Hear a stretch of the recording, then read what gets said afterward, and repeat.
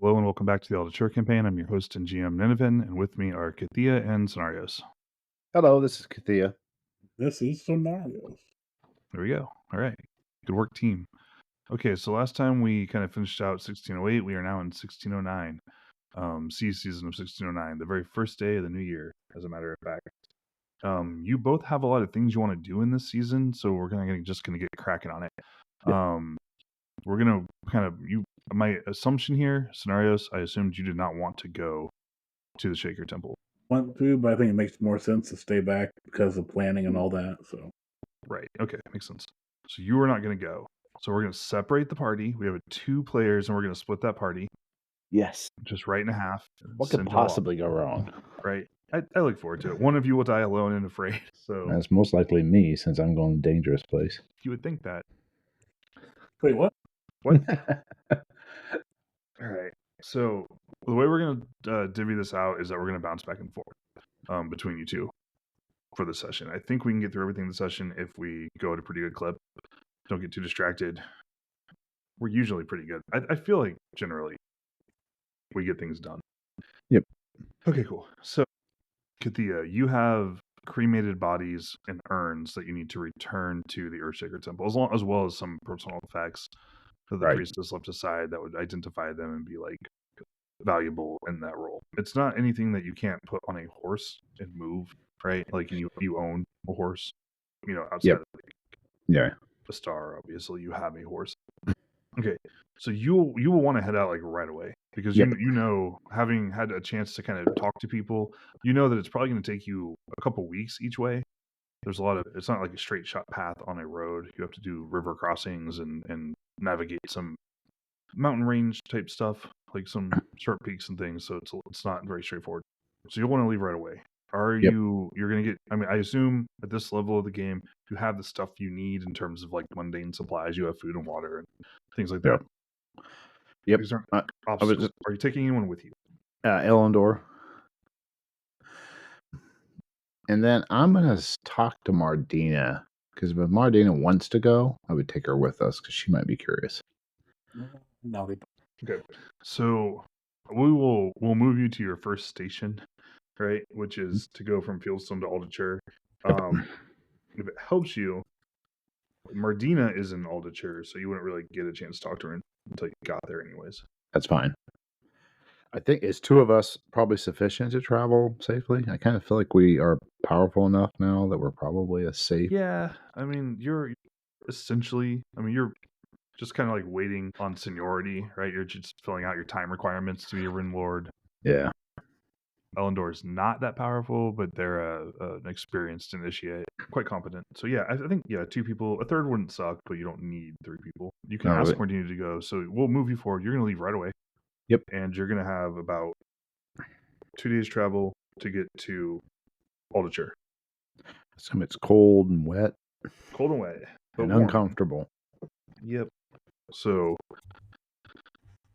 once you get to Aldershire, that's when you would probably like actually get most of your supplies, right? So you don't have to haul the heaviest portion of this. Right. That 2-day way. And you would also be able to talk to Mardina at that point. I'm going to mention to Mardina what we're doing, and I'm going to tell her she would be welcome to go if she would like.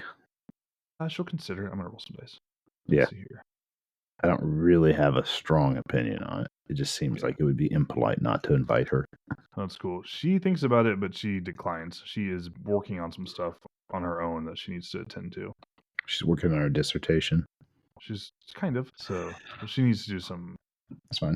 Some traveling in a different direction. So.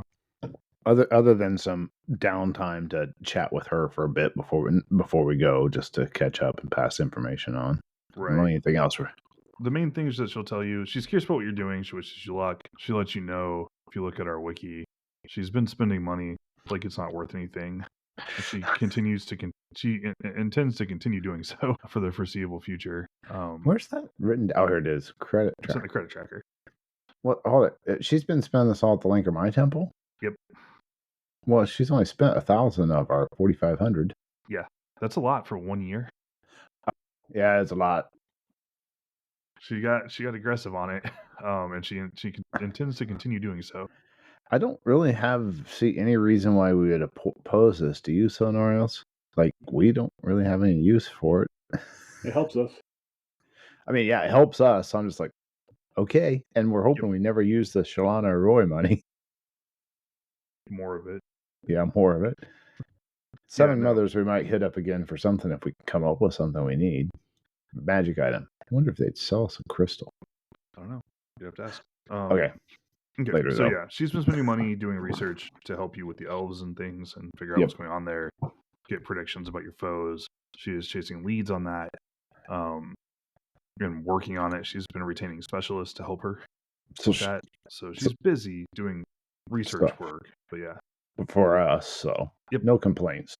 It helps her too, so she's happy to do it. But yeah, that's kind of what's going on there. So she gives you that update, and then she's kind of back to it. You guys can continue traveling. So I basically have sectioned things off into portions, so I can kind of skip back and forth between us a little more easily. Okay, so it takes you 2 days basically from Fieldstone to Aldature. It's 1 day to Glasswall, basically. Like you're going to stop somewhere in the vicinity of Glasswall in order to get. Might as well just stop in Glasswall. Yeah, rather than like camp out in Sandpipe Hollow. Your last trip, another day out, you're going to move towards. If we look at the map on the wiki, which I think is a good idea for some of this, we'll eventually outpace it. Do you have the?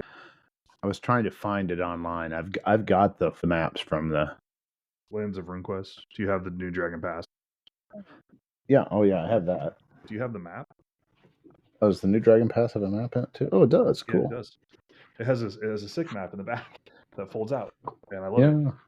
And once I'm done in here, I'll probably have some of this. I'll probably be like conspiracy theory board pinning things to the wall until this campaign is done now. But if you look, you're heading over like the road. You're gonna pop over the little bridge there that you guys have crossed several times before. What they call Trader's Valley. Yeah, we're basically going to go up probably past the point that we head off for the elves. I know. There's a better route that's faster, but it requires more work. So I gave you the faster one. Otherwise, things get complicated. That's fine. So you're going to move off the bridge and head down to the Dwarf Stronghold Inn. There's a Dwarven Inn south of the bridge that does not guard the bridge, but it protects the dwarf mine, sort of, and dwarf run. And it's like it's an inn that is fortified. It's made of stone. It's like a squat little square keep with battlements and turrets and things. And the interior is all stone. It's ran by dwarves. And it has as soon as you go in to basically stay for the night because you want to be somewhere safe, basically. And warm. Yeah. Warm is it's not super cold in the. Well, I was gonna. Oh, it isn't. I'm picturing this being like say early March. No, or I mean something. like it's not super cold in the inn. But it's not, yeah. Like no, that's what I meant. That's why I'm staying in the inn instead of. But it has its big things are that it's made of stone fort ran by dwarves. So it's being attended by like half a dozen dwarves. There's a group of 5. They run patrols out of it. All of the furniture, you notice this really quickly. The stools, tables, everything. You find out pretty quickly the beds, right? Everything's just made of stone, just slabs, like laid out. It's not, but that's what you've got. It's not super expensive to stay here. It'll cost like a silver or something. We'll keep a running tally on that, but you're not going to spend a ton of money on this. And you're going to do a fair amount of camping. So you are at the Dwarf Stronghold Inn on your map, and that's where we're going to leave you for the first part of this. Is there anything you want to do here while you're at the inn? Just visit. I mean, if anything pops up that seems interesting, I'd be interested to find more about it. But I don't have anything specific that would come up. Sounds good. All right. So, no, I mean, you can talk to the dwarves a little bit. They are dwarven in temperament, so polite but a little short at times. And you have to take your joy where you can when you're GMing. Yeah. So otherwise, nothing much is going to happen there. You will spend the night there after 4 days of travel. We will cut now to Soinnarios. Soinnarios, hi, how's it going? All right. Not too bad. So you are still back at Fieldstone for the time being. It is the first day of the year. Kathea is just setting out with Elendor to take the remains of the Tarshite exile band of Orlanthe back to the Earthshaker Temple. Wave. Bye. Yeah, they ride off into the distance. You lose track of them, and you then have time now to do some things. What are your plans for the first half of the season, basically? Plant and connect their bond with my new cotters, Carls, whatever they are. I Okay. assume cotters. Carl's. They're farming, so they have plow teams. Okay. Cotters would be more like herders and hunters. So you've moved up. You have wealthier clients, basically. Okay, so one thing you have, like, yeah, you probably do want to ritually attend your field some and do some of the planting, but you are not personally farming anything. Like as far as like hidage goes, like you have people for that now to handle all of it. Okay, so I'm gonna lay out a few things. You probably want to do your God Talker stuff, right? Yes. Okay, we're gonna schedule that for the seasonal holy day, like that week. So it's the 4th week of the year. Okay. That's when we'll tackle that. That's a good time to do it, I think. Other things you were wanting to do, we'll cover the first one first. Since you're hanging around and you get to hear it, and you're not isolated and traveling away from its reach, I'll throw this out to you. You have some time. It's Yenor back during like the tribal fair had debuted like a song about you and Kathea to celebrate your exploits. The song has popularly been titled Bulwark and Bright, which appear to be nicknames for you. It is, and here's how it goes for you. And you may make an insight roll if you'd like, a human insight roll. You may make an orate roll would be appropriate. One of those you may pick. One on my insight roll. Your insight roll? Okay. So this is what happens. You know Yenor well enough that even though it doesn't initially occur to you, the more you're questioning his motives and you're hearing like bits of the song floating around and you're able to listen to it a couple times, like it's not like, the pop hit of the summer, but it's a new composition about people that people know. So it's popular enough that you hear chunks of it over the next couple weeks. One thing that you realize, just because knowing Yenor, right, is that one, it seems it's a very nice and complimentary song at its surface reading. Yenor is, you're discovering, actually quite a competent poet. He is good at old kennings and expressions and wordplay. And so the more you think about the song and the more you kind of look at it from his perspective, that Twisted or Molly perspective, the more you realize that a lot of the like recurrent phrasings and compliments and things can be read in other ways that are less complimentary. So it's extremely possible to listen to this song and be like, oh yeah, those two sound cool. It is also extremely possible to listen to this song and be like, oh yeah, those two seem like a couple of bumbling fools. Like, and it just kind of depends on how you want to interpret it. I would like you to roll 1d3. Okay, cool. You and Kathea can both take, you actually have to take 3 points of reputation. And you may include the song Bulwark and Bright on your sheet for that reason. You have a popular song penned by an actual poet floating around about you. Its interpretation will vary, but it exists. Okay, it's called Bulwark and Bright, Bright and Bright. Performers to memorialize your deeds will generally, as a rule, increase the value of your reputation for that deed by 1 up to the value, like up to the die value, right? So, but since he's catching up on a lot of your stuff, I'm just giving it a D3. So generally, like if you hire minstrels to perform about you, or entertainers, or skalds, or bards, or whatever, to perform about you after an adventure and like talk you up, then like if you were going to roll a D3, it would be a D3 plus 1 up to a max of 3. If it was a D6, it'd be a D6 plus 1 up to a max of 6. Does that make sense? Yeah. Okay, cool. So that's generally how that works. But since he's catching up, it's a separate thing. So yeah, you have a song floating around about you. It seems very nice. It also seems very not nice. It just depends on how much you think about it. We're beat our. Yep. Yes. You can do that. Yes, I mean, I can too, but you seem like you. I think you're actually the more likely to beat somebody. Yes, it is important to strike your tricksters every now and then. Make them pull up one. Oof. That's unlikely to be productive for anybody. But of note, you are, unless he's acting in his sacred role as an Armali to like add to ceremonies or conduct certain sacred mockeries. There are certain things that Ermali are allowed to do. Unless he's doing that, there's no law that protects him. So, like, you can't just beat him with a stick if you don't like what he's saying. That's legal. It's allowed. It's encouraged. It's encouraged even. So take that option if you'd like it. Otherwise, yeah, you're going to spend the early part of your year. One thing I want you to think about as scenarios, this is kind of a good time for you to learn magic. If you want to do it, you could go to Aldature. The weather's not so bad that you can't transport now 1-year-old children who are beginning to be able to walk a bit. Like, not like they can't walk to Aldature, but like they're not helpless anymore. Just mostly helpless. So you'd have that option.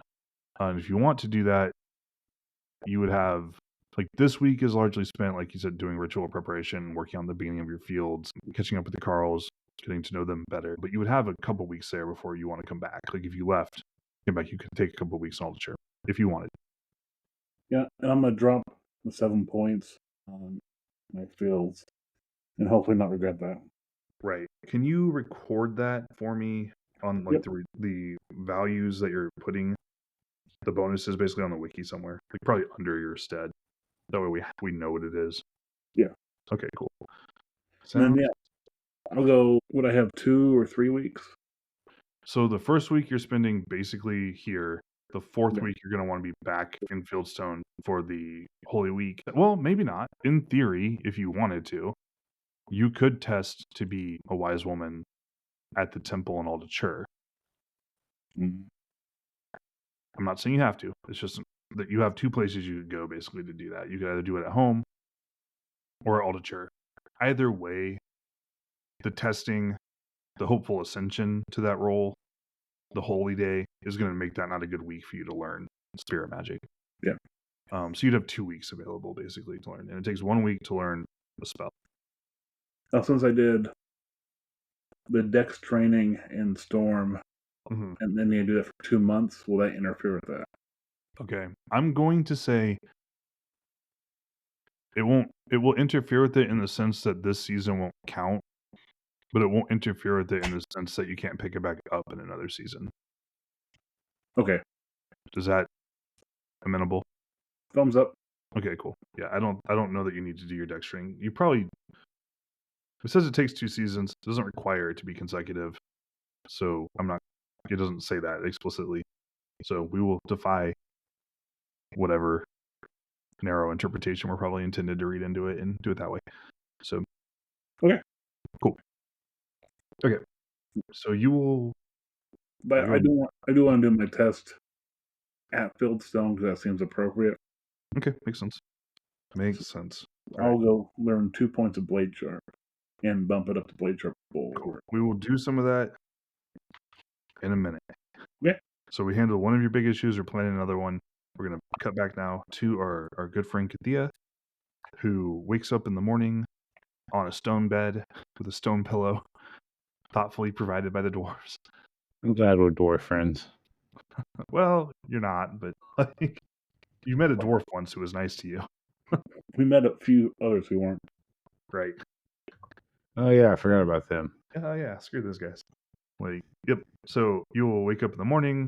Like I said, stone bed, stone pillow. It's uncomfortable. The food is like water and gruel, right? Oatmeal, basically. It will get you through the day and send you on. And then from there, you're going to want to keep traveling. So if you didn't have anything specific to do there, we're going to keep moving. A couple of things are of importance. As you continue traveling, you're going to be following the river. South. Yeah, and you're going to be on the west bank of it. So after you've crossed the Dwarf Stronghold Inn, you're following down through Dwarf Run. Over the course of a day, you'll basically be able to get down to the ruins of Hanand before you need to stop, and you're not going to want to attempt the crossing in the dark, so you're going to camp there. You know you were warned by the dwarves not to go into the ruins, but to avoid them. Okay. They're the ruins of they tell you they're the ruins of a Second Age city that was destroyed so by extension you would maybe know it's an EWF city that's ruined, and they tell you like don't go into it. Like, oh, I see it over in the river. I was looking closer to the mountains. No, am I heading down towards this path that cuts through the hills, mountains here?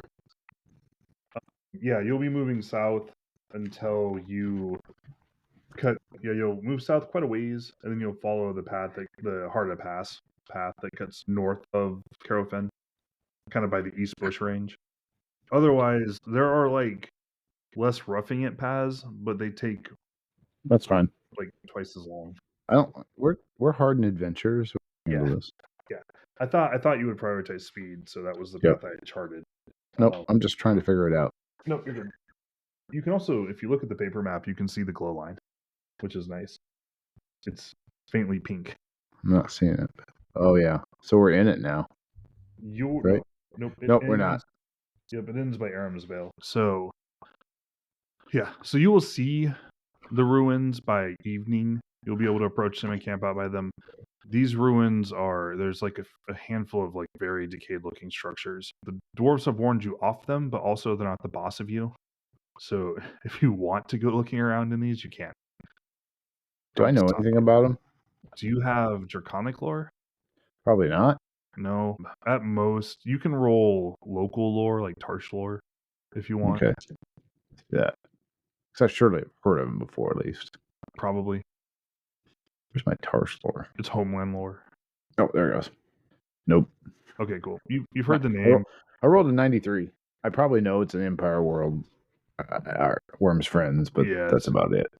It's an EWF ruin. People stay away.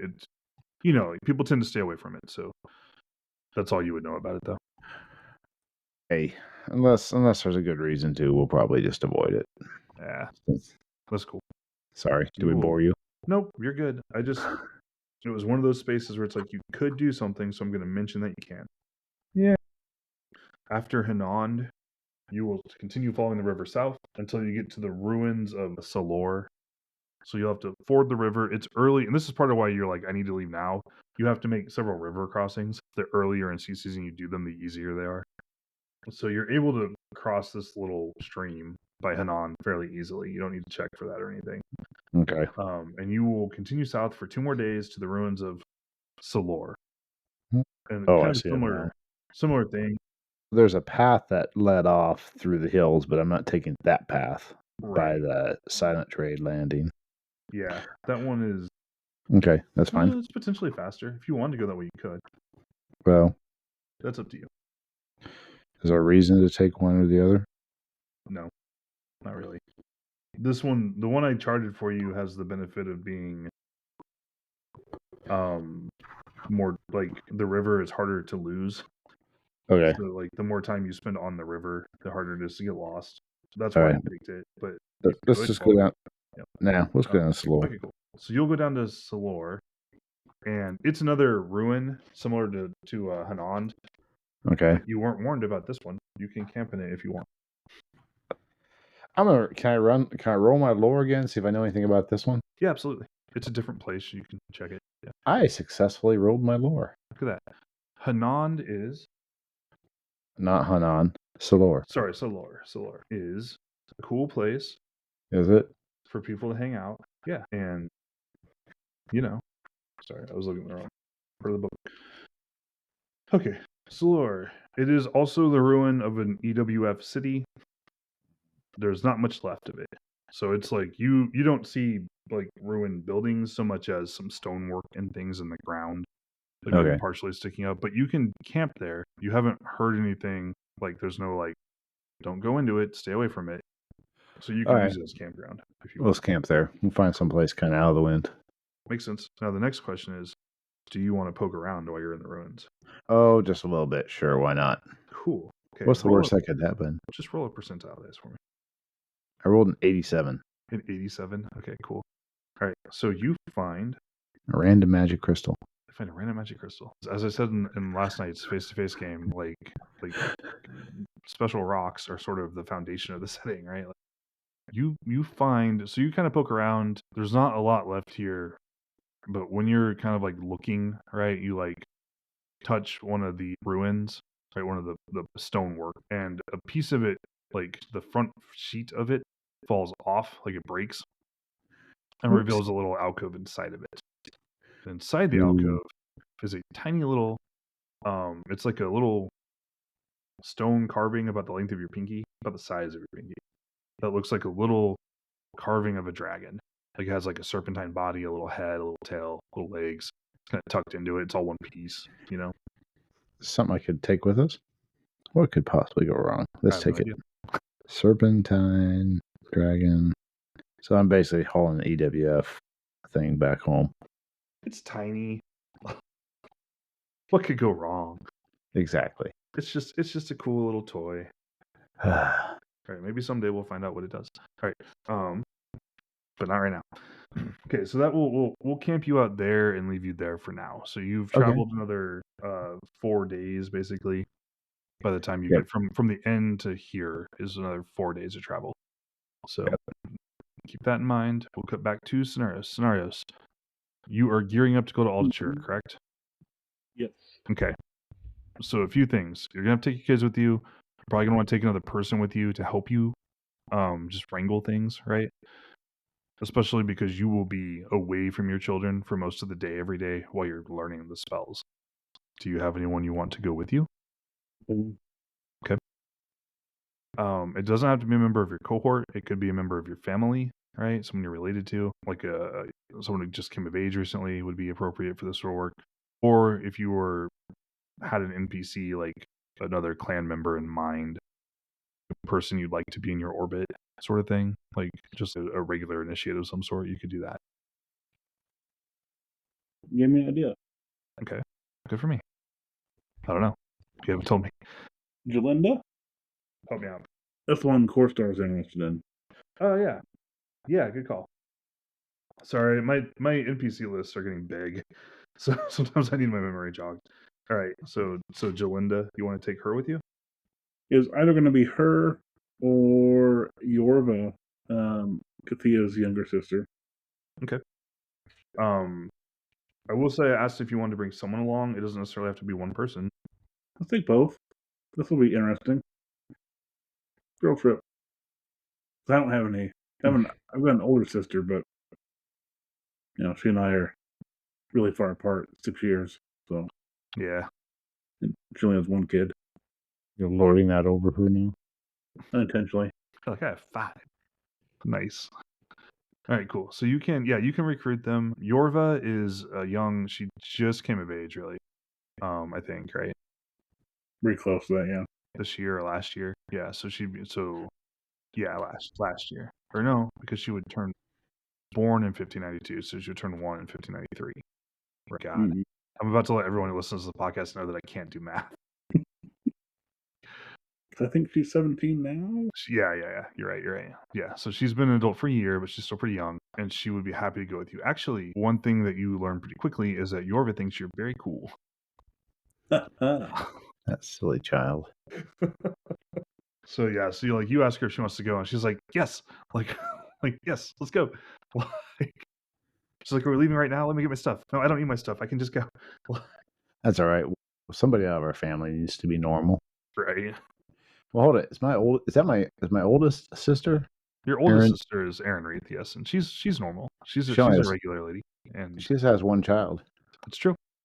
And then there's Dirtast, and there's Kaylor. Kaylor has 2 kids, but they're kind of illegitimate. And there's me. Man, there's 3 of us in a row that were just. Actually, I don't think we're disappointments to our mom so much, but we definitely are outside the normal expectations. Yep, kind of a rough little batch there, and then you have Yorva. So all good. So yeah, Yorva will go with you. She's excited to go. Jalinda can be. Okay, so you're gonna have to actually. Yorva, you do not have to convince. Jalinda will need some convincing. She is from. There are 3 prominent bloodlines basically in the clan. Jalinda is from the weakest one, but also the oldest one. It has the most connections to like founding heroes and things. It's been prominent for a long time. Your bloodline is newer, right? Like Bagana is basically the reason your bloodline is a bloodline. She started this bloodline as being prominent, and then you're currently the most powerful bloodline. So how do you want to convince her to go? She is 1 year younger than you. Tell her that I'm looking at ways to better myself in the clan, but I need somebody I can trust. And with her and her family's roots for the clan, that could be helpful. Plus, I wanted to bounce something off of her years dealing with another clan to but without all the prying ears and intervening real adults as well. Righto. Okay. Okay. What skill do you believe is appropriate for this? Are you being charming? Are you fast talking? Are you orate is facts and logic plus spoken poetry. It's the good speech writing, basically. Yeah. Skill. So it's actually not usually appropriate to just like wing it at someone, like orate at somebody. It's more of a like trying to sway a crowd or make a formal argument. So I'm going to try to use my clan loyalty. Okay, cool. Yeah. With that. Absolutely. And I fail? Okay, cool. So you're gonna hurt whatever you do by 20%? Yes. So I was thinking charm. So okay, cool. So all right. 30. Yep. And a 43 is a failure. Okay, cool. Yeah. So you try to pull on loyalty, and what happens is you're leaning on basically like your relationship to the clan to draw her in, but because she is like her family is kind of diminishing, right? And your family is rising, she gets the view that you are trying to basically like use her standing to help you a little bit. Like you're like, it's more like I can take a little from you and add it and it'll be good for the clan, but not necessarily good for you or your family. So she's suspicious of you, basically. She's suspicious of your motives. If you want her to go with you, you can salvage this, but you will need to offer enticements. I do not necessarily mean money. I'll introduce her to the Ronaldo Temple, all the church. What else you got? And of course, Star hate me. I could sponsor her to be the next Harvest Queen. If we did that again. Poor Stone. He just gets screwed repeatedly. I think I'm a better friend to him than you are. You I might know be. I am. You might very well be. Okay. So if she wants to do that, if she doesn't find a suitable match without needing to resort to that, I could teach her stuff because I want her to be strong. Because we shouldn't just have one family with power. We need the three to balance it out for the good of the clan. Why are you trying to take her? To connect with her and then to tell her that Korstar wants to marry her. So you're doing all this. This is your fetch quest here, is to right. She owes Korstar that, so she's trying to get it paid off here. Okay. You just bring it up. Well, yeah. I think we out-clevered ourselves a little bit here, but he should have trusted me with this. I don't think anybody sees me as being the conniving one here, but I could be wrong. They might. I don't even think anybody really thinks Soinnarios is conniving per se, like as a general trait. Just at this moment in time. That's fair. She is. So the last bit that you say about like sharing power and making sure that all the bloodlines have a space in the clan, that does interest her. So she'll take the intro and your impression. This isn't like a monetary transaction, right? Like you're not doing a bargain sort of thing. But she does expect you over the next year or so to spend some social capital propping up her family, inviting her to things, giving family members places of honor, making sure that people get praised. Yeah, as long as they earn it, yeah, definitely. Right. Cool. Because that way they're acknowledged and I can share in their credit. There you go. And also, to be fair, the more you build her and her family up, the stronger matching her out to Korstar becomes. Like it's more useful if they have more pull in the clan. So it's not all bad. All right, cool. So yep, she will take that and she will go with you. She views, and she's quick to talk up like to some of her friends and things, like how you came to her and asked her to go because you needed someone responsible to help you with the kids, and she's like, hell yeah. When I was her age, I was killing. That's true. Yeah, I was a year younger. So yeah, I thought you're mostly just standing up to him. Last season, you were married, pregnant, all those things. Already an accomplished warrior, blah blah blah. So, and then the six of us set off. Yeah, you and your merry band. Yeah, half the merry band are 1-year-olds. So, They're very powerful 1-year-olds. But they're very married. They're married. Yeah, they can totter about on their own 2 feet. They know a few words. They got their mamas and their daddas going. Lightning bolt. Yes, one of them is reading. It's no big deal. He's a goblin number 10. Nice. Yeah. Cool. So you're able to set out from there. Now, before you leave, Yes. is there any sort of meaningful conversation you may want to have with your mother about life? Yes. So I'll find time at her house, not at the temple. So you're going to catch your mom at the house before you leave for all the cheer. Yep. I'll make sure to have at least, so if she can't just kick me out, it's going to bring a grandkid over. Makes sense. Way to leverage the tiny child. No doubt she did that with me. And then, spend with her as I'm taking care of the kid, and then ask her kind of what's up with all these people she knows and these connections and her loom of people, as I see it. Makes sense. Okay, she pauses for a moment to think as she's sitting there. She has one of the people in the stead bring you like water, bread, sort of stuff like that. And then we cut to Kathea. After a commercial break. After these commercials, after these messages, we'll be right back. That's how you see it. Right. So, okay, you wake up the next morning in the ruins of Salor. And from here, you're going to travel south. And what you'll probably do, and like, again, you are in control of this route. You can do foolhardy or more speedy things if you want. What I had thought was that once you cross the river, the little stream there that comes out of the East Bush Range and continue south to the main route, you would probably backtrack to Geo's River Inn because it's a safe place to stay that will only cost you a couple hours overall, but you do not have to. That's you fine. may just continue on. Where's Geo's Inn at? Geo's River Inn is on the east bank of the river, north of the upland marsh, south of Salor. So, okay.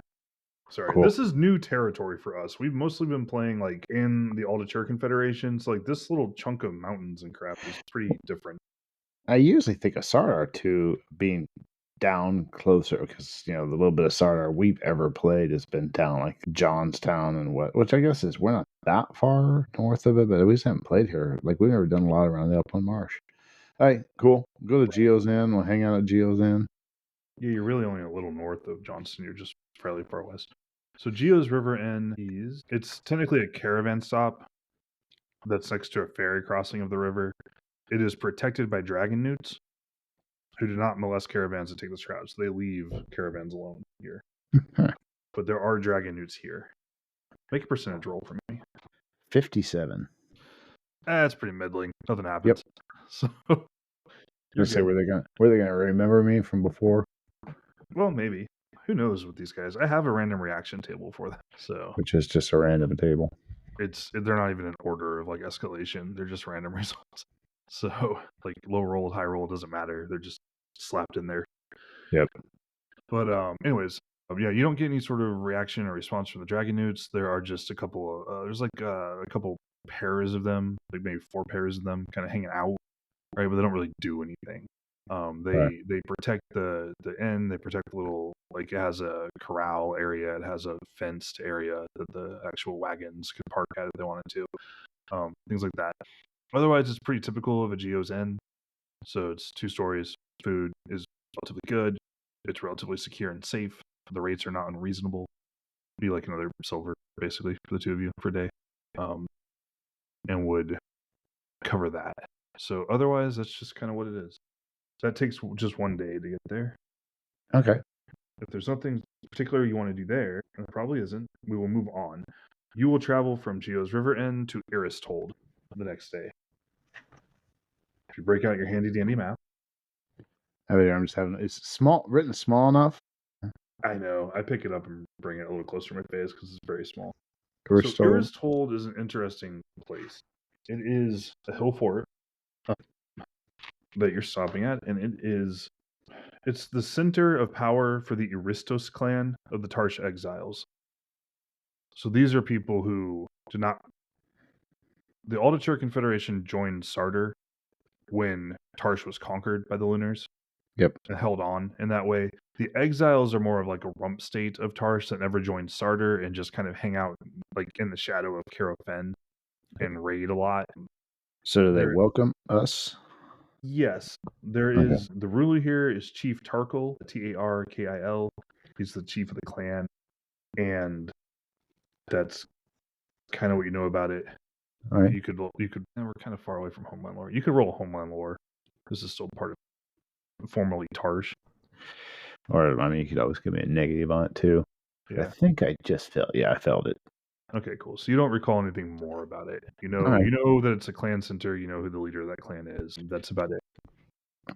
We'll proceed up the path towards the. I'm assuming it's pretty much towards the time we'd want to be finding a place. Yeah, it's about a day's, unless you want to end up camped out in the wilds, like on a road at night. We could do that, but you could. I don't need to. But let's go. You're not that much of a hurry. So pretty quickly, once you get into the hill fort itself, it's not a big place, and there are a couple hundred people here. But pretty quickly, you see people who look extremely poor, people who are refugees or exiles from Tarsh, like immediately. Mm-hmm. You see at least one shaman. You see a guy like mostly naked in the street, covered in symbols, like with charms and things, praying and engaging in general shaman behavior that is like, well, that's pretty weird, but they're allowed, like they get to do that. There are several dwarves here, and they do not look like the dwarves you've seen before. They look more, some of them are wearing face paint, so they're wearing non-dwarven gear, things that were made by Tarshites. Like exiled dwarves or something. Yeah, stuff like that. Other people, like there's like, to your eye, make an intrigue roll for me. Ooh, yeah. I rolled a 9. Okay, cool. Is that I'm looking it up. Not quite. I have a 42, so I think that's just a normal success. Yeah, just a normal success. Okay, so what occurs to you pretty quickly from seeing this is that there is an unusual concentration of unusual people here. There are shamans. You see like more than one priest or god talker. You see, like I said, dwarves and things. Like there's an eclectic group of unusual but like relatively magically powerful people here. Huh. If there's any of them that we can engage with readily, I will. I'm not going to force it. It's like, how you can kind of read. Hopefully I can read a situation where it's like, I guess I'll be very open to talking to somebody. Right. It's not hard to, and you stand out as well. Unicorn, silver gear, etc. Yeah. And so it's not hard for you to engage with people. Okay. They might also want to talk to you. So you talk to at least one Orlanthi. You think he's a god talker, or maybe a Kaladi shaman. You're not sure. Okay. He's pretty wild. Bush priest is the term that springs to mind. He's pretty chatty with you. Pretty quickly, his name is Coltan. Coltan? Yeah. I'm just spelling it the best I can for now, and we'll put it on the wiki or whatever. Actually, can I figure out if he actually is a god speaker or if he's a shaman? Maybe. You would be rolling like, throw some dice and we'll see what happens. Okay. It's hard. Let me know what I'm rolling against, but I rolled a 36, which is 36. No, you're not decent. All right. Offhand. That's okay. But good. Let's see how he introduces himself. Let's see where this goes. Yeah. He calls himself Coltan of the Bush Range. He's got like a long beard, right? He's wearing just like pants, right, but no shirt. He's covered in tattoos and runes and paint and things. And he recognizes that you're a Yulornan. He recognizes that you're a Unicorn Rider. There's not like a lot of traditional greetings between Orlanthi and Yulornans, but he calls out to you and seems, like I said, happy to see you. Like he's enthusiastic. He's like, "Oh, hey, we don't see one of you every day.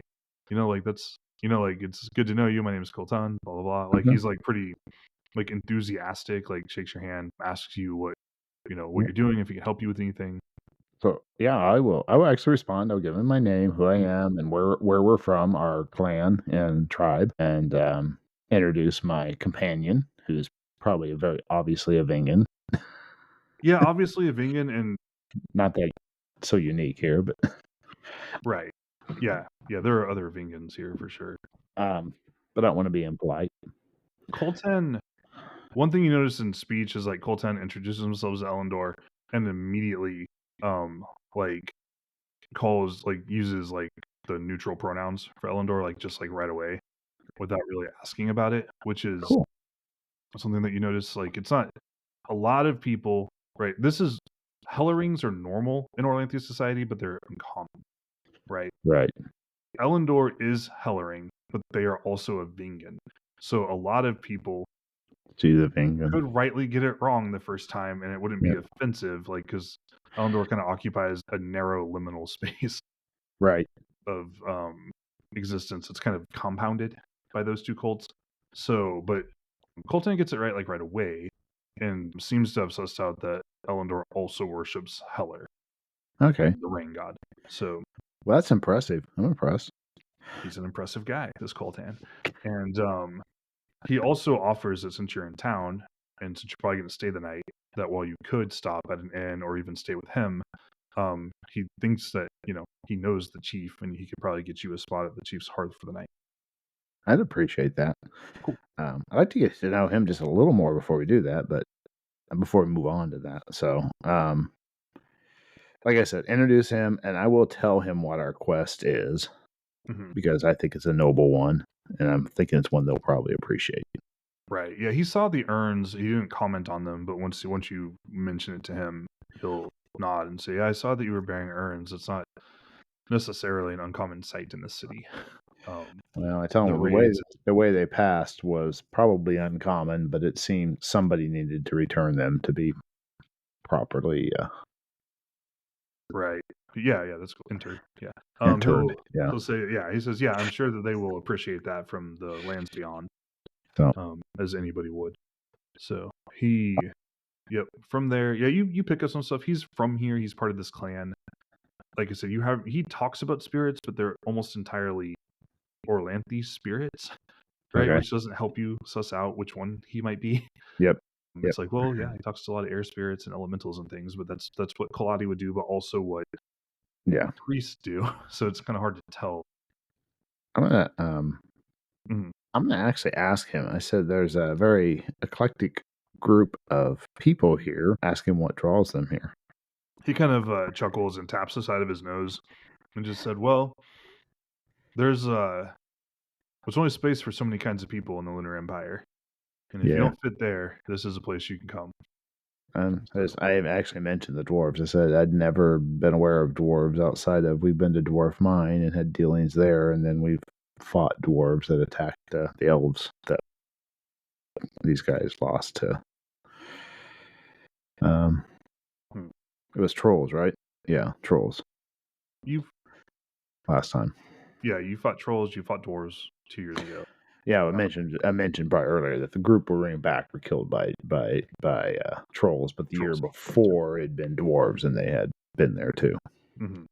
What also meant that we've seen dwarves, but they've always been kind of to themselves, not like mixed in with humans. Right. He nods again at that a little more seriously and says, just like there's not a lot of room in the Lunar Empire for certain kinds of people, there's even less space for dwarves who don't fit in. And some of them wash up here too. Yeah, that makes sense. It's too bad people can't just let people live and be people. It's true. So he'll from there he'll kind of it's Hillfort, right? So it's pretty. It's not really a town in that sense. It's just a concentration of like useful buildings and things.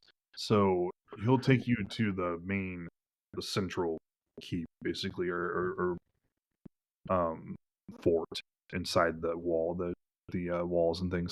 And I say walls; these are more like earthworks, right? But some of them are faced with stone. But he'll take you to the central location of it, and that's where the chieftain is. Okay. Tarkil. Yep, Tarkil. So he is an Orlanthi. He is middle-aged, right? Like he has been a free Tarshite for his entire life. He took over here before the Battle of Grizzly Peaks, or he was alive before the Battle of Grizzly Peaks, I should say. And then he's kind of just held out. So he's never lived under lunar occupation. This section of the world has always been free, mostly by dint of it being like miserably difficult to besiege and also pretty small. Yeah. So Just not worth. The Luminers have largely gone. Yeah, it's not really worth it. We don't want to make the Earthshaker Temple mad. We don't. This is in the shadow of Carofen, and that's something to be aware of. You are pretty close to Carofen now. It is a ridiculous mountain. It is extremely tall, but not. It's not like Mount Everest. It's like a needle or a spike. Yep. Right. Like it is extremely vertical. It does not get much narrower from top to bottom. It is ludicrously, stupidly tall. There are rumors you've heard that it is actually hanging from the sky, and its roots don't actually touch the ground. Right. Like it just it's so big. Right. It seems like it's just impossible.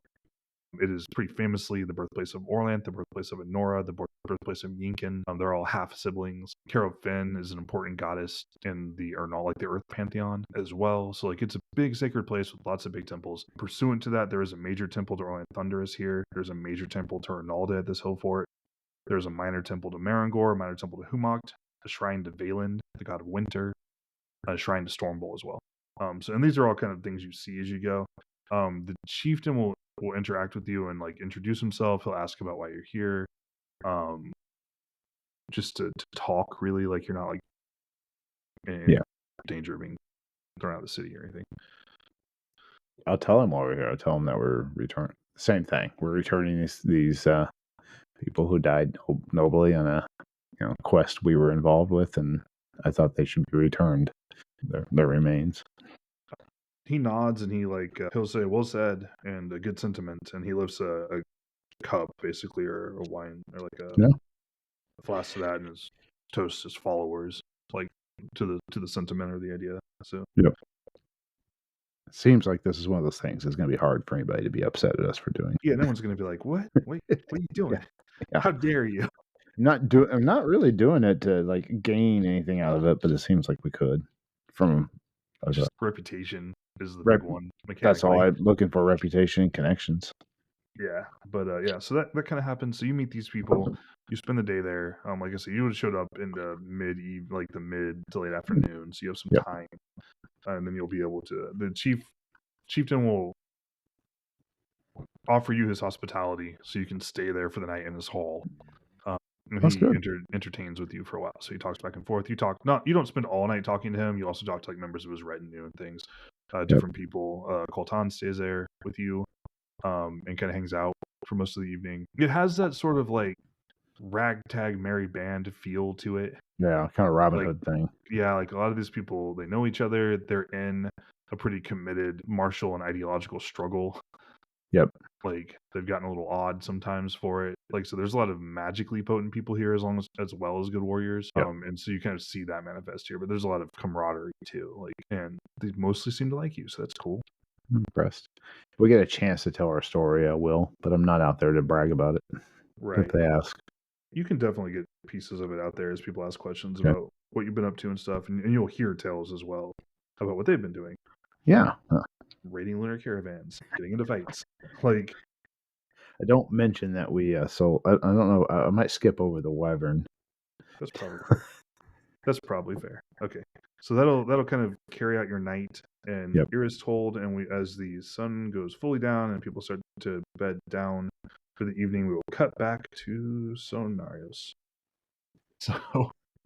So back at your mother's stead, you have asked her a question about the loom of people that she has constructed. She has taken a moment and a sip of her drink, whatever it is, wine, probably mulled wine. It's been watered down before she answers.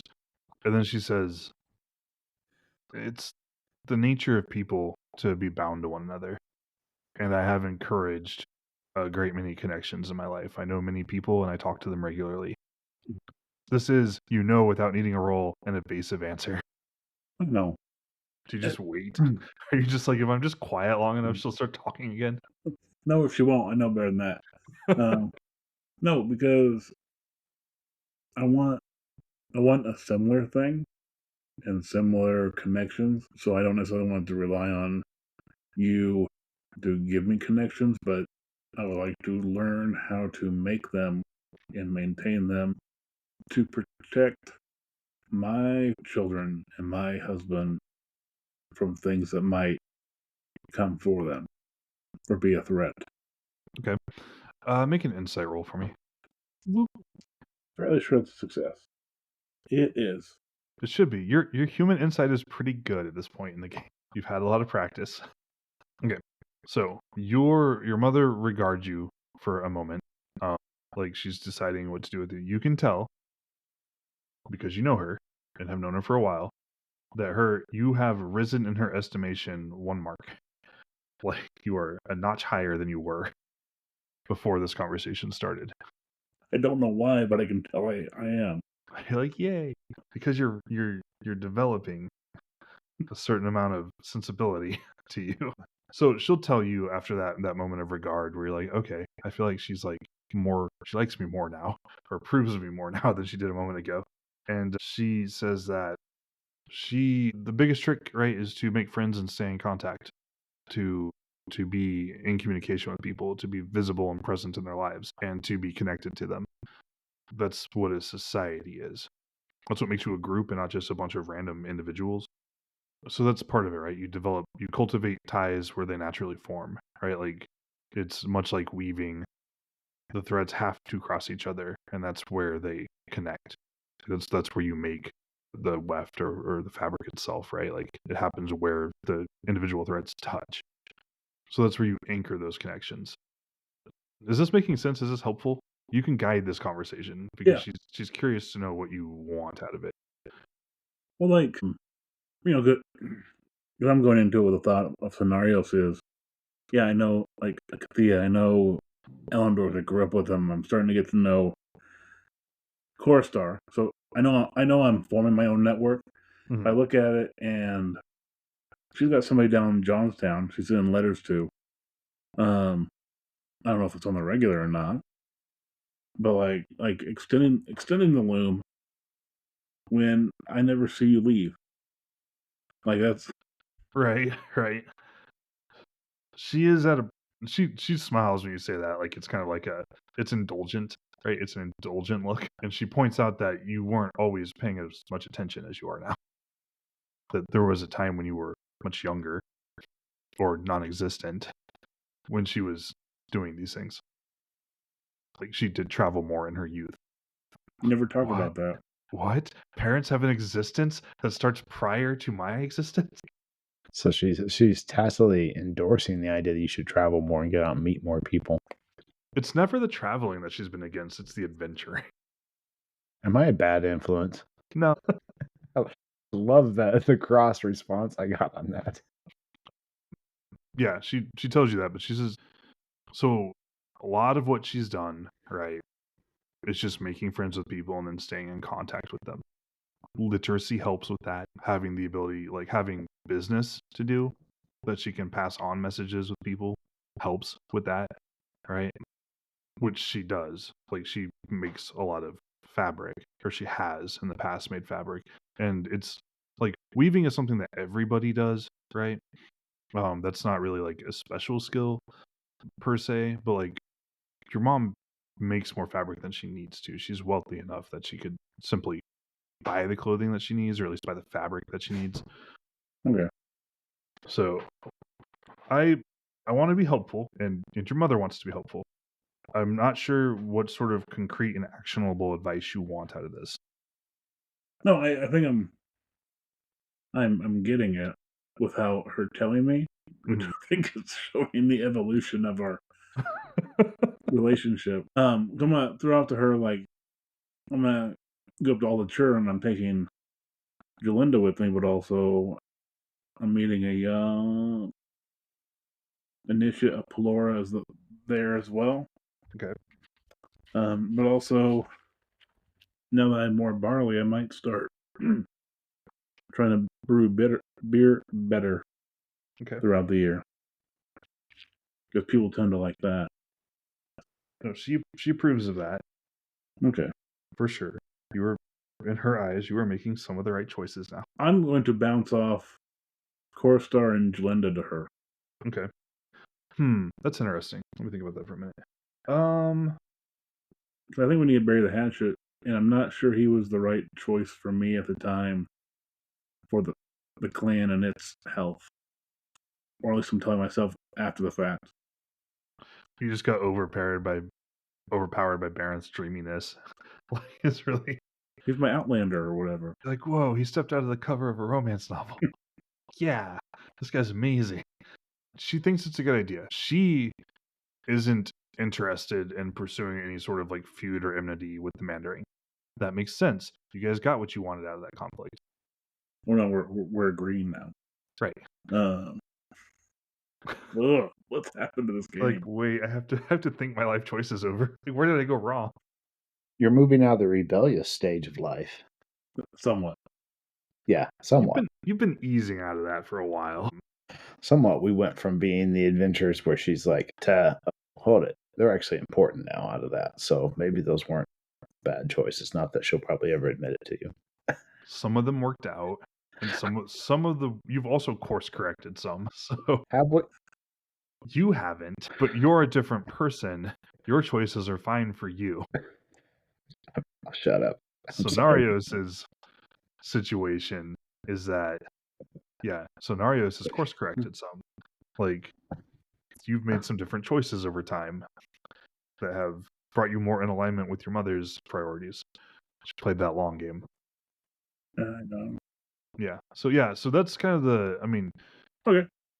That's kind of what she has to offer there, right? Is like some behavior modeling, I suppose, or some like, can you pick up what I'm putting down when I don't put it down right in front of you?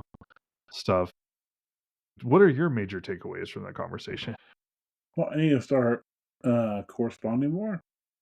Like I said, I'm already thinking of when we're in Aldature, I'm going to drop in on that Ronaldan initiate of Pelora. Mm-hmm. I'm going to ride out to that Asari's merchant that we did the troll run with.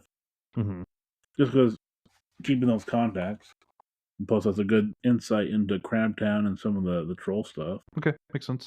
If you want to, not now, yeah, but maybe like when I cut back to Kathea, if you want to make a list of people that you think you want to talk to, that would be helpful to me, and then I can provide you names in the cases of when maybe you haven't interacted with those people for like a year in real life or several years of the game. But yeah, go ahead and work on that at some point, at least before our next session. Yep. And then we can start expanding that some. Okay, cool. Okay, so that handles your big talk with your mom, so I can cross that off the list. She spends about half that conversation holding your child, by the way. Good. If you let her. She's like, give me the grandbaby.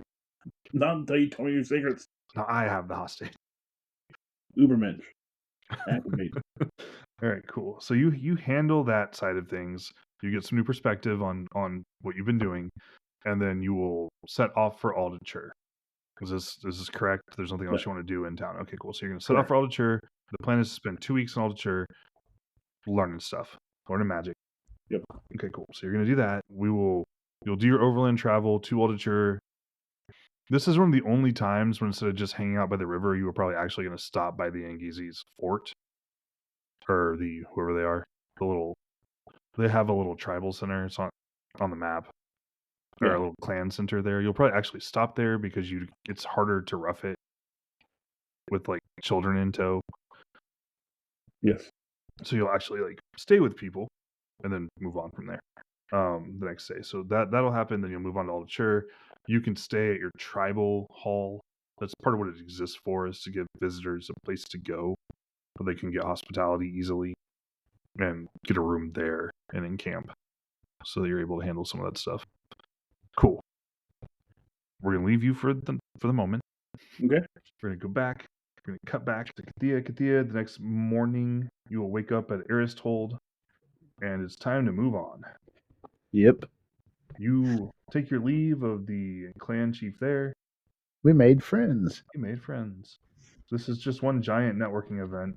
Exactly. That, our new maybe networking is a good idea character isn't going on. So. That's all right. These seem like more of my people type. Right. So I had people. An NPC tell her to network more after she passed on this one. But that's all right. Anyways, I got you covered here. It's just funny to me.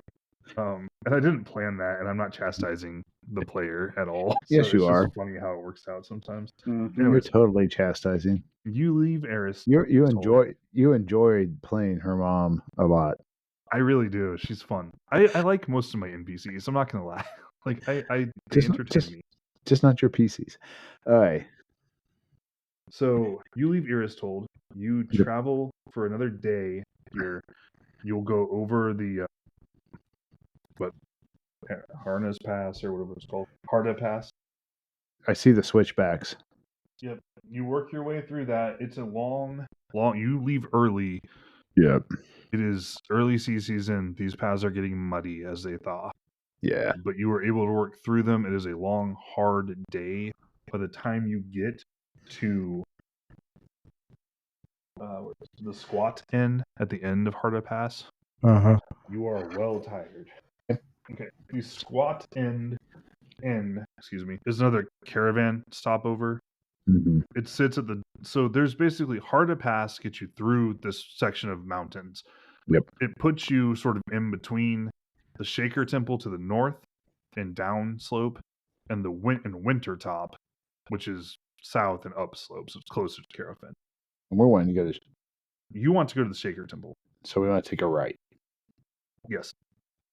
Oh, I see this. Right. So is that just like a day from easy day from here now? Yeah, it'd be an easy day. So Winter Top is an important city. You know about it, and sort of the capital of the Tarsh Exiles, basically the seat of power for them. Shaker Temple is about a day from here, so this is like an intersection for 3 important places, basically. And so the Squat Inn it's built as like a big single building that's made out of basalt blocks, and it's a single long hall that's divided into 3 naves by pillars. So there's a middle hallway, then there are sets of pillars. They make rooms to one side. To your left side, there are aisles between those pillars for animals to rest. On the right side, there are rooms for more animals or even for carts and things. And at the end of the hall, there are rooms for travelers, so for you. So you would get a stall, basically, on one side of the hall for a star and your horses. And another, you would get a room as well. Everything's inside. There's a minor temple to the Saris here. There's a shrine to Orlant Adventurous and his role as the god of hospitality. Leave a appropriate little copper coins or something. Yep. But yeah, like nothing much. But yeah, so it costs another silver, so to say here. These are small expenses, but it's just one big basalt building in a big blocks that functions like that. It's an unusual place. It's not ran by dwarves, but it's just kind of an odd space. So you'll stay there for a day. The next day you'll be able to travel from the Squat Inn to the Shaker Temple itself. Cool. Okay. Shaker Temple is pretty cool. There are a handful of things going on here. One, outside of it, like outside of the sacred grounds, the border of the space, is called Geo's Shaker Inn. It's a Geo's Inn for the temple. It's for visitors to the temple to stay at. So like lay members, associates, people like that who can't just go into the temple. Like me. That's where you would go. Like you. So, from your perspective, if you have the Dragon Pass book, page 123 has a kind of a cutaway of the Shaker Temple. I presume a partial cutaway. I don't think this is the whole thing. But from the outside, there's like a low hill. There are pillars on top of that hill, stacks of stones, carvings, things like that to mark the space. But most of the Earthshaker Temple is underground. If there's time still the day we get there, I'll approach. If not, we'll stay the night and I'll go the next day. Your feeling is that the best thing to do would be to stay at Geo's Inn and then approach the next day. Okay. That way you could also maybe like figure out what to do. Yeah. In fact, maybe at Geo's Inn, we'll see if somebody can help us. I'm not making a secret of what we're here for. We have this. We also have some dispatches and some other stuff from the person that we talked to in Outer, the Earth Temple there.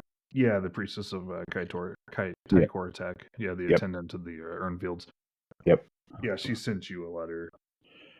So I'll just say I have those. So who figure out who I would give those or use those to who I'd ask for basically to introduce those and such. Right. So the easiest person to talk to once you get encamped would be like just to talk to the innkeeper, Yeah. right? Who's a Nasaris cultist and also a Geo cultist. Geo is sort of like a minor hero who established a bunch of inns like across Sarder and parts of Prax, and is sort of like a hero of like hospitality and things like that. One of the minor companions of Sarder, I think. But don't quote me, but I think that's the case. In any event, the proprietor here is, a man in his 30s. He's got a thick, bushy beard, surprisingly well built for an innkeeper. Big, bulky. Yep. Definitely lifts, that sort of guy. Like, his name is Innkeeper Ortalor. And he can talk to you. This is not like your particular situation of bringing like bodies back for burial is not super common, right? But the general sense of like, hey, I'm not a member of the cult, but I have business with the cult or with the temple, is not uncommon, and he can direct you there. So he has basically like he can reach out and have someone come that can take you further along, right, or into the temple grounds, or at least to the surface of it, and go from there. So he can arrange that. So he'll send someone to go handle that in the evening, and with the expectation that the next morning you'll be able to handle your business. Otherwise, it's a pretty typical inn, right? And honestly, like the Shaker Temple has a pretty dire reputation, but you really can't, like, from here, there's really nothing to see. Like, there's a low hill, there's a bunch of statues and pillars. So the next day, you'll be able to, like, an initiate of Marangor will meet you. To take you to the outer grounds of the temple, basically. She's a younger woman. She's carrying like a mace and an axe. She's wearing some armor, like some metal armor, like a chest plate, and she will conduct you to the temple grounds. This is sort of like when you go, you will meet with you don't ever go below ground. You're going to stay on the hill itself, but you'll walk inside of its boundaries. So you're in the lay member section, basically. Once you're there, like she'll conduct you to the far side of the hill, and you'll meet with a god talker, a devotee of Marangor. This is a man in his late 20s. He's clearly a eunuch, and he is a god talker of Marangor. He will receive you. He greets you. He knows a little bit about what you're doing because of the messages that have been ran back and forth. So he asked you what's going on, basically, like to tell your story. Yeah, I do. I do the short one. If he wants more, we'll go into more detail. But basically, I tell him there's been that they had been going for I don't know how many years. I'm sure I know in character, but I don't know how many years they've been going and supporting this thing with the elves and where we're at. And unfortunately, last year we were attacked by trolls as part of this, and they were all killed. And I thought they should have their remains brought back here. Seemed like the right thing to do. Okay, he knows of them because they've gone for 3 years. Okay, the temple sponsored them for the last 2 years. The first year they were just outlaws, right? And I think you actually pointed them in the direction of the temple. You and Soinnarios did. Yep. So you're kind of, hey, it's another group of men you got killed. Look at that. I did not get these ones killed. But in any event, they lived a better life too than I. That's true. So, he knows of them. He knows that the temple has been sending warriors to help the elves routinely, and that this group has done that for the last couple of years. He tells you that everybody had assumed they had passed in battle because they didn't return, but that getting their bodies back to be buried is a good thing. So he'll take the urns from you at this point. Yep. Any bits? I think there were some.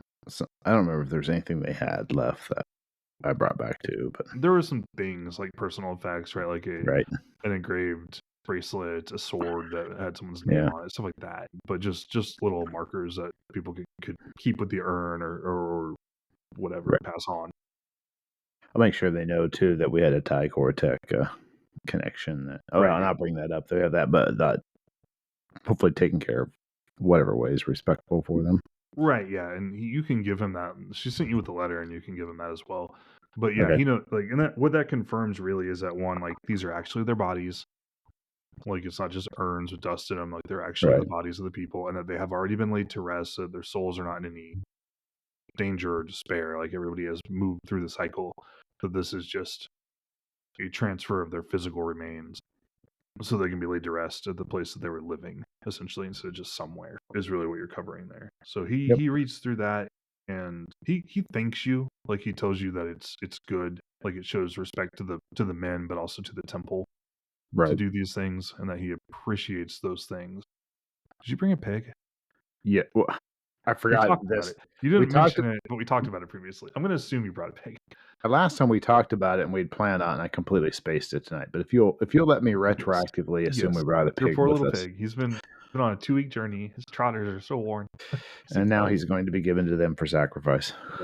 If you give them to them for sacrifice as well, they obviously take the pig. The initiate probably took the pig off and left with it, so you can talk to the doctor. So he'll tell you those things and kind of talk to you for a bit. He does ask some questions about the battle. He is curious about what the elves are doing. He asks some questions about the battle, about how they died. He is curious to a degree about what the elves are doing, but he knows that just as the Earthshakers that they sent the first 2 years were bound to oaths of silence, and just as these men were bound to oaths of silence, he expects that you are bound to the same. Cool. So he doesn't probe very hard on those things. But he also doesn't but he does bring it up. He's like, they are interested in what the elves are doing, but they know that you can't tell them.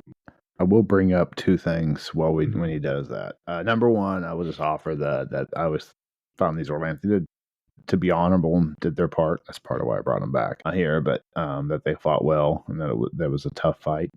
The other one I will mention is that there are 2 more years left in this, and they will need to be replaced. And if there's anybody here or abouts that they know that would be interested, I am not doing the recruiting. The elves are. But I'm guessing they would be interested if somebody was interested in that. Makes sense. Okay. He tells you that they will be considering it. So they've sent support in the past, but their support got killed. So they have to think about what they want to do next, what their next moves will be. Other than that, like, he never, at no point are you extended an invitation into the temple. That's fine. And he's polite. He basically, like, this doesn't have magical backing, but he, like, it's not like a spell, but he offers you, like, Marangor's blessings, such as they are. Yeah, that's fine. And, like, congratulate, like, gives you that sort of, like, you've done a good thing. The temple appreciates this. Those sorts of, like, good words, right? But that's about all you're really offered as far as it goes. Yeah. But nothing substantial. They don't hand me that bag of wheels I was expecting. Right, no. They don't shower you with wealth. That's okay. Cool. So after that, you're kind of done with your business, and the big thing for you will be that you can add a D3 of reputation for you, specifically, for returning the bodies to the Shaker Temple. Or something to that effect. So feel free to roll your D. Okay. So 2. Okay, so you add 2 points of reputation. You went out of your way to do something you thought was right. Also, did I add my 3 earlier tonight? I think I did. I wrote it down, but I'm trying to remember if I went back up because I think we're talking in the middle of it. Right. They should. You had a 40 before. Okay, I did. Thank you. Yep. Okay. So next thing, if you wanted to, because I don't believe you have it at this point. You have stood on principle to do something that you thought was personally right. If you wanted to add an honor passion, you could do so. Okay, cool. Is that just passion? It would be like just honor. It's just the word honor at 60% is where it starts. 60%. Yep. Right. So you've demonstrated a certain degree of dedication to doing things you think are right, even if you don't really get a lot out of it. Yep. In order to safeguard your personal, not reputation, but your personal honor, like how you feel about yourself. Yeah. Like, cool. Right. Okay. So that happens. You can now begin the long walk home.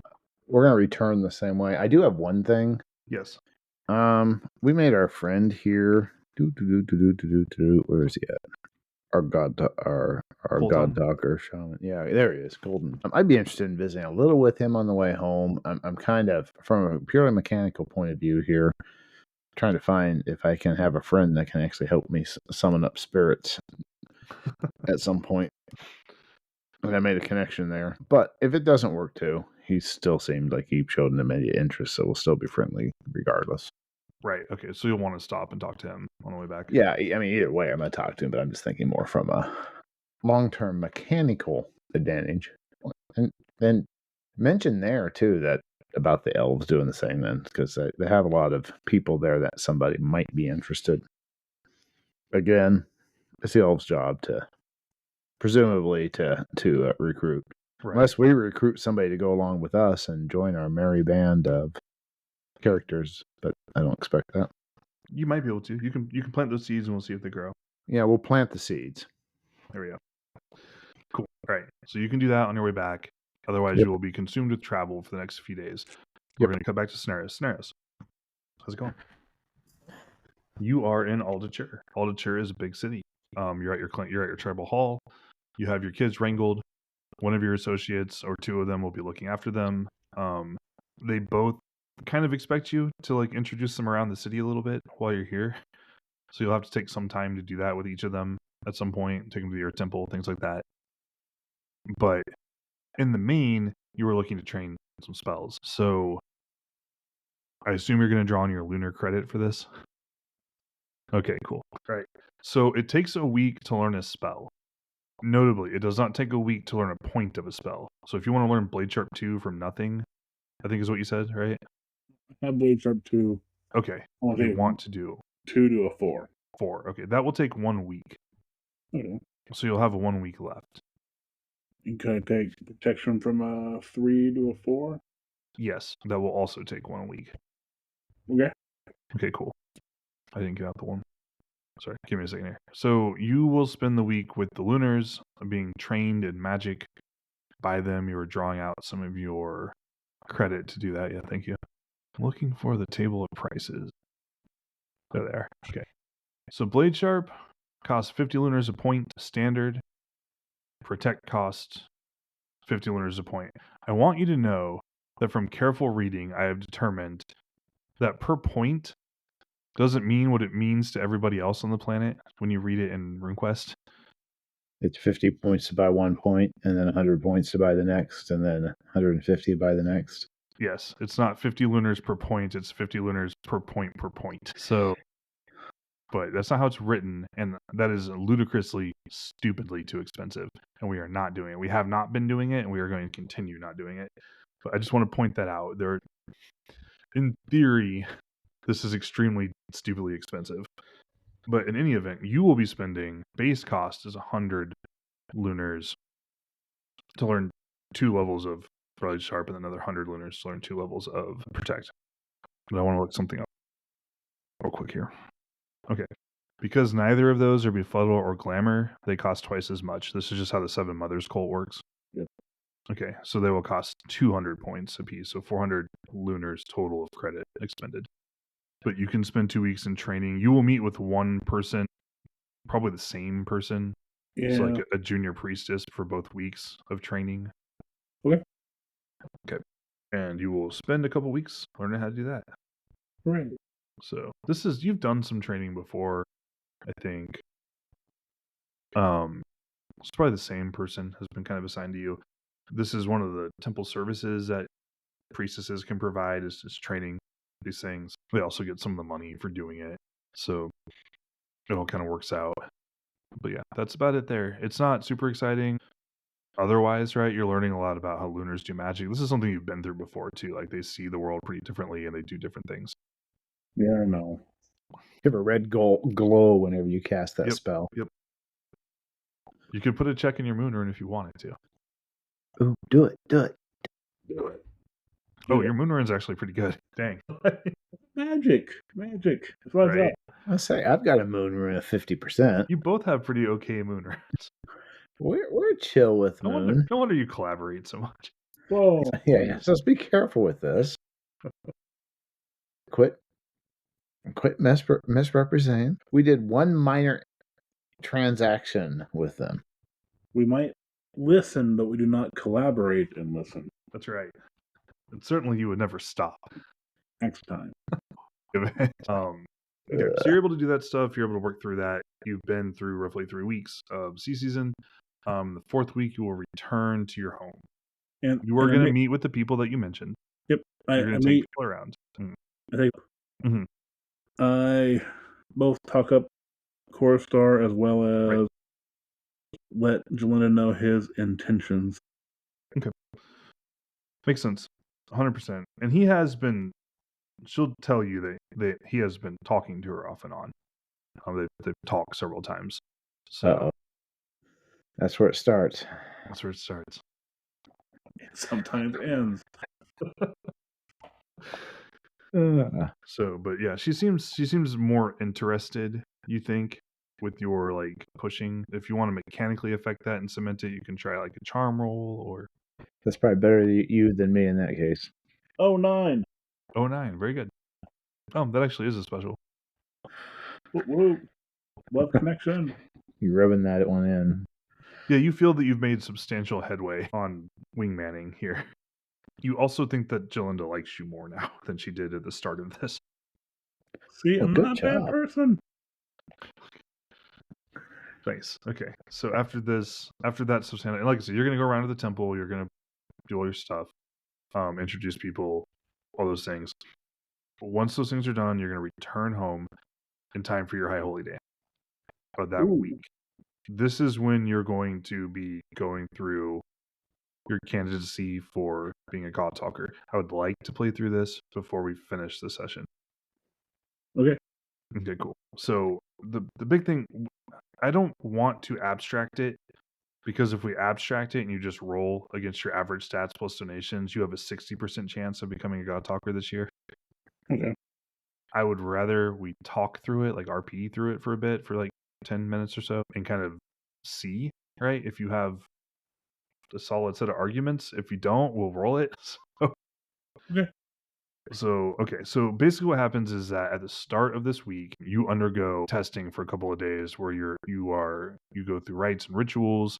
You would make your proclamation that you want to become a wise woman of Pelora at this point. And then the priests and God talkers of the temple would basically decide whether or not you're capable of doing that, if you're ready or not for it. Okay. So first station here, right? Like, we know that you have the first set of tests. So the first days, you're like, I want to be a God Talker. I want to be a wise woman. And so the first thing they do is put you through a battery of basic tests to determine whether or not you actually qualify to be one. Right? Like, do you know the things you need to know? Are you good at the stuff you're supposed to be good at? Is your soul strong enough to handle that sort of connection to a god? And that's part of why your power has to be high, right? Is because you're forging a pretty strong bond to a deity. You need to be able to handle that.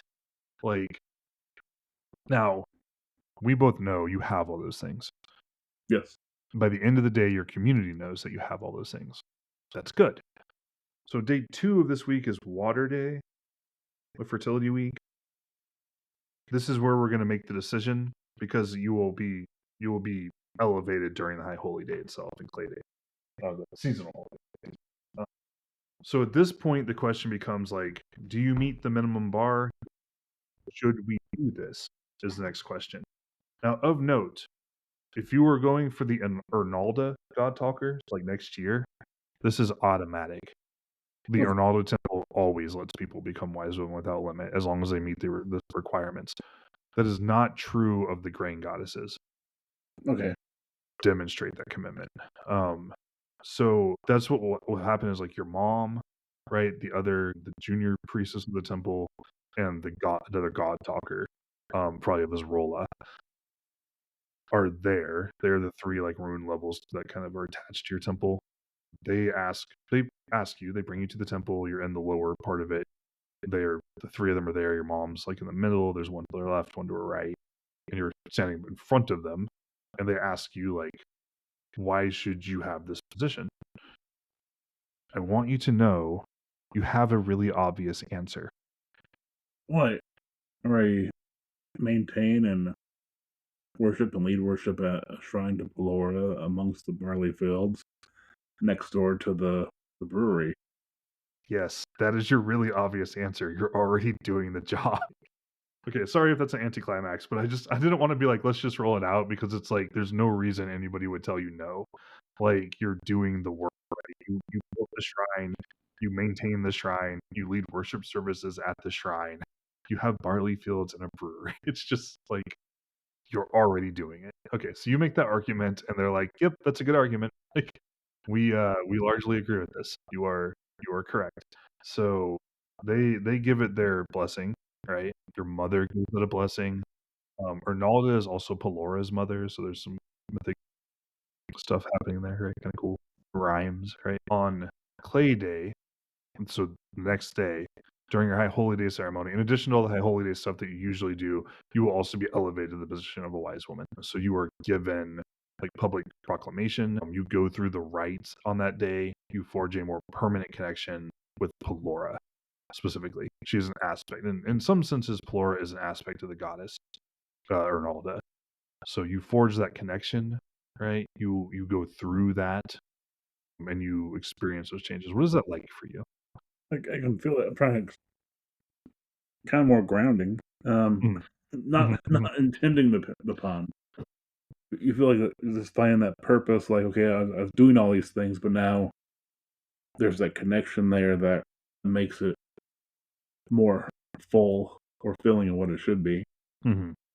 Okay, that makes sense. Yeah. How does it feel internally? Like you are exposing a portion of your soul to the goddess and widening that connection. What is that like for you? It's like a constant like embrace. I'm not used to carrying a maternal figure externally. But yeah, it's that the constant companionship or whatever. No, that makes sense. I like it. Cool. I just wanted to delve into that for a moment there. Okay, so cool. So this isn't something that you roll for once you've handled the acceptance part. It just happens. So you become a wise one at this point. The major changes for Soinnarios are that one, she has to put 1 week of a season aside to do cult service. Your shrine work, maintaining it, conducting worship services, those will count for that week. So if you're doing daily worship service, like weekly worship services there, taking care of it, that'll cover it. Okay. You owe a 50% income tax now instead of a 10% tax. That's a tithe. Your life is more expensive. To counterbalance that, so those are your big obligations. You have to do more work. You have to pay more money. You were already doing the work functionally, so that's not going to change much. The money does change things. The counterbalances to this are several. All of your skill training is free now, so anytime you wanted to train a skill, even if it's listed as half price, it will become free as a rune member, a rune cult, like a rune level member of the cult. That's one. Your power, you always treat it basically as if it were 3 lower for the purposes of rolling pound gain checks. You get a bonus to it. It's whatever it is in the book. It's 3 or 4. It's like 20%. I think it's 4 because you treat. Yeah, it's 20%. Yeah, use 25 as what you base it off of. Right. Yeah. So 20% bonus to your pound gain checks. You every year you may learn 1 point to spirit magic from your cult. You add your rune points to your power for rolling for divine intervention. Ooh. It's handy. Lastly, you can do spell teaching. So if somebody wants to learn spirit magic or a divine magic, they can pay you to teach them it, much like you've been doing to learn spirit magic from the Seven Mothers Temple. And that's a way for you to help pay those costs, to cover the cost of being a god talker. Nice. So those are the big benefits. The only things you don't really get compared to being a priestess is that you don't have a allied spirit, and you don't have, the temple doesn't pay for your livelihood. Oh, you can also learn whatever enchantments would be available to you as a god talker. As a god talker of Pelora, like the grain goddesses, that doesn't really change from when you were an initiate. You can enchant copper if you learn that spell, but you have access to it. Those are the big ones. That's the mechanical effect. Not bad. Yeah, it's a big sweet little bonuses. You need to keep your POW at 18 in order to stay there. Can't let it fall below 18 or you'll fall back to being initiate. Yep. Cool. All right. So that's basically that. So we'll wrap that up. You go through your worship stuff, so you can roll worship, you can regain rune points and all those things. Oh, Nice. Very nice. Good job. That seems appropriate, right? Like, okay. Put a check on worship. And it's a seasonal holy day, so you'll roll whatever you're supposed to do for that. I don't think it's everything, but it's most of it. I'll look it up. And do I get power? For seasonal holy days? I don't think so. You would if you were leading services, but you're not. Okay. Because of where you're at, because of what you're doing this season. Fine. Sorry, man. Otherwise, the next so that's kind of your 4th week of the season. So you're halfway through the season now. You kind of roll out through the rest of that week. There are other holy day week ceremonies and things for different earth gods and goddesses, those sorts of things. Okay, the next day, day 25, Soinnarios. This is when you will get back that evening. It's fertility week. It's Wednesday of fertility week. Okay. So it's interestingly, it's the seasonal holy day of Basmal. Ooh. And then, yeah. So I don't know why that matters. It's in the calendar. Also, it would be like a weekly holiday for Orlanth. That evening, Soinnarios, you are at your home, right? You have just a day after your high holy day. You're out doing something in the yard. I don't know. Gardening, fetching water, watching the kids play, whatever. And Kathea, you were riding back into town that evening, so you were just getting back into your clan lands, heading to where you live. Soinnarios, you hear in the distance while you're sitting out there, whatever you're doing, you hear a sharp, shrill, squealing scream in the distance that is answered by some other similar porcine calls.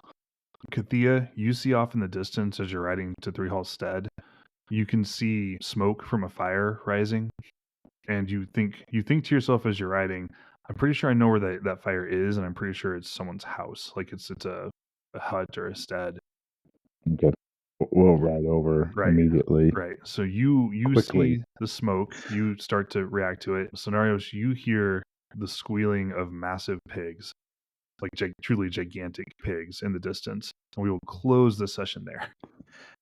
Cool. All right. Good work, guys. I think we got through a lot. You all did a bunch of stuff. We all learned a lot, laughed, we cried, we delivered dead bodies. It was a good time. So, what more do we want? Right, exactly. I don't know what else to offer you. All right, cool. But yeah, we are a little late, so I want to go ahead and close it up here. But we will meet next time and deal with the massive Tusker raid.